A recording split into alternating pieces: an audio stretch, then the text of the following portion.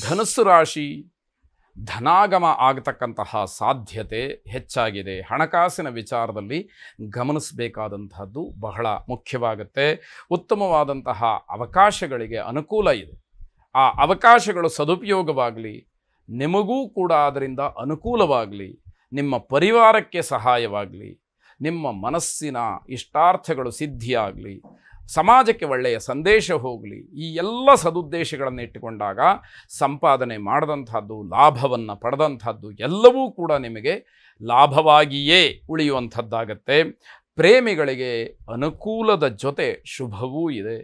ನಿಮ್ಮ ಆಲೋಚನೆಗಳು, ನೀವು ತೆಗೆದುಕೊಳ್ಳತಕ್ಕಂತಹ ತೀರ್ಮಾನಕ್ಕೆ ಪುಷ್ಟಿ ಸಿಕ್ಕುವಂತಹ ಸಾಧ್ಯತೆಗಳು ಹೆಚ್ಚಾಗಿದೆ. ಉದ್ಯೋಗದಲ್ಲಿ ಸೋಲನ್ನು ಕಾಣ್ತೀರಿ, ಆದರೆ ನಿರಾಸೆ ಬೇಡ. ಇವತ್ತಲ್ಲ ನಾಳೆ ಅದನ್ನು ನಾನು ಸರಿಪಡಿಸ್ಕೊಳ್ತೀನಿ ಅಂತಕ್ಕಂತಹ ಮನೋಭಾವ ನಿಮ್ಮಲ್ಲಿ ಮೂಡಬೇಕಾಗತ್ತೆ, ಅದು ಉಳಿಬೇಕಾಗತ್ತೆ. ಆಗ ಮಾತ್ರ ಯಶಸ್ಸಿಗೆ ಅದು ದಾರಿಯಾಗತ್ತೆ ಅನ್ನುವಂಥದ್ದು. ಕುಟುಂಬದಲ್ಲಿ ಆತಂಕ ಮನೆ ಮಾಡುತ್ತೆ. ಕೌಟುಂಬಿಕವಾದಂತಹ ಯಾವುದೋ ಸಮಸ್ಯೆ ನಿಮಗೆ ಅಡ್ಡಿಯಾಗತ್ತೆ ಅನ್ನುವಂಥದ್ದನ್ನು ಗಮನಿಸ್ಕೊಳ್ಬೇಕು. ಆಹಾರದಲ್ಲಿ ವ್ಯತ್ಯಾಸವನ್ನು ಮಾಡಿಕೊಳ್ತೀರಿ, ಅದರಿಂದ ಆರೋಗ್ಯದಲ್ಲಿ ವ್ಯತ್ಯಾಸವಾಗತ್ತೆ. ಆಹಾರ ಆರೋಗ್ಯ ಅವಿನಾಭಾವವಾದಂತಹ ಒಂದು ಸಂಬಂಧ. ಅದಕ್ಕೆ ಅಲ್ಲಿ ವ್ಯತ್ಯಾಸಗಳಾದರೆ ಆರೋಗ್ಯದಲ್ಲಿ ಪರಿಪೂರ್ಣವಾದಂತಹ ಬದಲಾವಣೆ ಅಥವಾ ಇನ್ಯಾವುದೋ ವ್ಯತ್ಯಾಸ, ತೊಂದರೆ ನಿಮಗೆ ಆಗುವಂಥದ್ದಾಗತ್ತೆ. ಸಾಯಿಬಾಬಾರನ್ನು ಪ್ರಾರ್ಥನೆ ಮಾಡಿ. ಶುಭವಾಗಿ. ಮಕರ ರಾಶಿ ದಾಂಪತ್ಯದಲ್ಲಿರ್ತಕ್ಕಂತಹ ಸಮಸ್ಯೆ, ಸಾಂಸಾರಿಕವಾದಂತಹ ಸಮಸ್ಯೆಗೆ ಸಣ್ಣ ಮಟ್ಟಿಗೆ ತಿರುವು ಅಥವಾ ಪರಿಹಾರ ಅಂತಕ್ಕಂಥದ್ದು ಸಿಕ್ಬೋದು. ಎಲ್ಲಿ ತಪ್ಪಾಯಿತು, ಯಾವ ವಿಷಯಕ್ಕೆ ನಾವು ಚರ್ಚೆಯನ್ನು ಮಾಡಿ ನಿಷ್ಠುರವನ್ನು ಮಾಡಿಕೊಂಡ್ವಿ, ಯಾವ ವಿಷಯಕ್ಕೆ ನಾವು ಮಾತನ್ನು ಬಿಟ್ಟಿದ್ವಿ ಅನ್ನುವಂಥದ್ದು ನಿಧಾನವಾಗಿ ಅರಿವಾಗಿ ಸರಿಯಾದಂತಹ ಕ್ರಮ ಸಾಂಸಾರಿಕವಾಗಿ ಮುಂದುವರಿತಕ್ಕಂತಹ ಸೂಚನೆಗಳು ಬರುವಂಥದ್ದಾಗತ್ತೆ. ತಿಳಿಯದೆ ಯಾವ ಕೆಲಸಗಳನ್ನು ಕೂಡ ಮಾಡಲಿಕ್ಕೆ ಹೋಗಬೇಡಿ. ಯಾವ ವಿಷಯದ ಬಗ್ಗೆ ನಿಮಗೆ ಮಾಹಿತಿ ಇಲ್ವೋ ಆ ಕೆಲಸಕ್ಕೆ ಮುಂದಾಗುವಂಥದ್ದು ಬೇಡ. ದಿನನಿತ್ಯದ ಕೆಲಸಕ್ಕೆ ಇದು ಯಾವುದೂ ಅನ್ವಯ ಆಗೋದಿಲ್ಲ, ವಿಶೇಷವಾದಂತಹ ಕೆಲಸ ಅಂತ ಹೇಳಿ ಭಾವಿಸಬೇಕು. ಪ್ರೇಮಿಗಳಿಗೆ ಸವಾಲು ಹೆಚ್ಚಾಗ್ತಕ್ಕಂತಹ ದಿವಸ.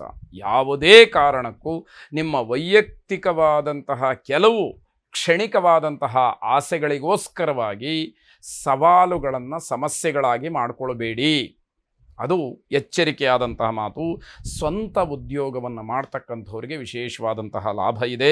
ತಾಂತ್ರಿಕವಾದಂತಹ ಕೆಲವು ಸಮಸ್ಯೆಗಳು ಕಾಡಬಹುದು, ಆದರೆ ಅದನ್ನು ಸಮಯಕ್ಕನುಗುಣವಾಗಿ ಬದಲಾವಣೆ ಮಾಡಿಕೊಳ್ತಕ್ಕಂಥದ್ದು, ಮೇಲ್ದರ್ಜೆಗೆ ಏರಿಸ್ಕೊಳ್ತಕ್ಕಂಥದ್ದು ಈ ಪ್ರಯತ್ನಗಳು ನಿಮ್ಮದಾಗಿರಲಿ.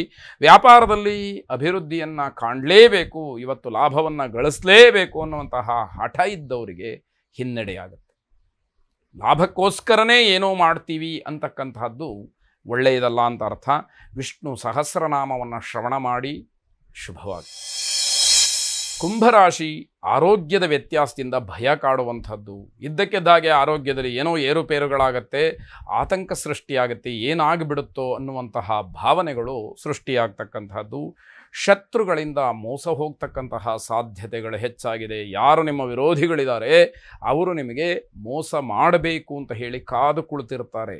ಆದರೆ ಅಂತಹ ಸಮಯಕ್ಕೆ ಅವರು ಕಾದಾಗ ಇವತ್ತು ಅವರಿಗೆ ಉತ್ತಮವಾದಂತಹ ಸಮಯ ಸಿಕ್ಕತ್ತೆ.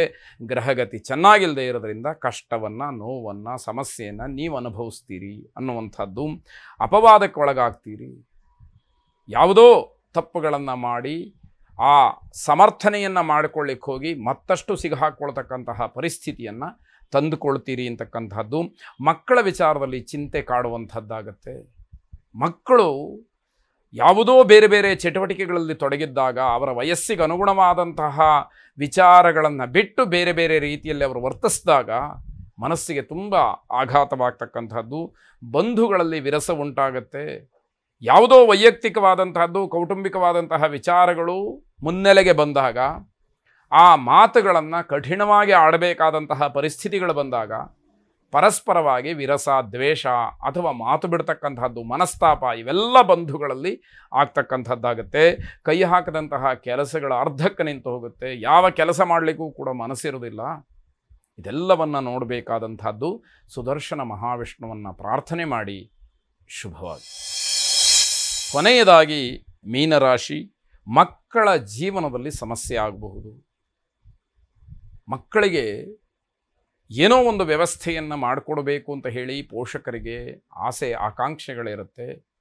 ಅವರಿಗೆ ಜೀವನದಲ್ಲೇ ಆಸಕ್ತಿ ಇಲ್ಲ, ಅವರು ಜೀವನವನ್ನು ಸರಿಯಾದಂತಹ ರೀತಿಯಲ್ಲಿ ಮುಂದುವರಿಸ್ಕೊಂಡು ಹೋಗಲಿಕ್ಕೆ ಸಮರ್ಥರಿಲ್ಲ ಅಂತಾದಾಗ ತುಂಬ ನೋವಾಗ್ತಕ್ಕಂಥದ್ದಾಗತ್ತೆ. ಬಂಧುಗಳಿಂದ ಅಪಹಾಸ್ಯಕ್ಕೆ ಗುರಿಯಾಗ್ತೀರಿ.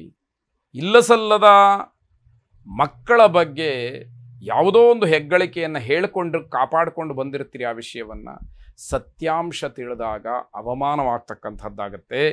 ಅಪಹಾಸ್ಯವನ್ನು ಮಾಡ್ತಾರೆ ಬಂಧುಗಳು ಮತ್ತು ಸ್ನೇಹಿತರು. ವ್ಯಾವಹಾರಿಕವಾಗಿ ಉತ್ತಮವಾದಂತಹ ವಾತಾವರಣ ಇದೆ, ಆದರೆ ಮನಸ್ಸೂ ಅಷ್ಟೇ ಶುದ್ಧವಾಗಿರಬೇಕು. ಮಾನಸಿಕವಾಗಿ ನಿಮಗೆ ಅದಕ್ಕೆ ಸಮಾಧಾನ ಇರಬೇಕಾದಂತಹದ್ದು. ಸ್ಥಿರಾಸ್ತಿಯನ್ನು ಖರೀದಿ ಮಾಡೋದ್ರ ಬಗ್ಗೆ ಚಿಂತನೆಗಳು ಮನಸ್ಸಿಗೆ ಬರಬಹುದು. ಅದನ್ನು ಸಮಯವನ್ನು ನೋಡಿ ಮುಂದಾಗ್ತಕ್ಕಂಥದ್ದು ಒಳಿತು. ಹಳೆಯ ಮಿತ್ರರ ಭೇಟಿಯಿಂದ ಸಂತೋಷವಾಗುತ್ತೆ.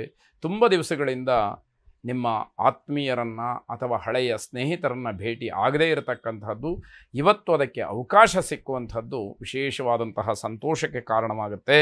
ಧರ್ಮ ಕಾರ್ಯಗಳಿಗೋಸ್ಕರವಾಗಿ ಹಣವನ್ನು ಖರ್ಚು ಮಾಡಬಹುದು.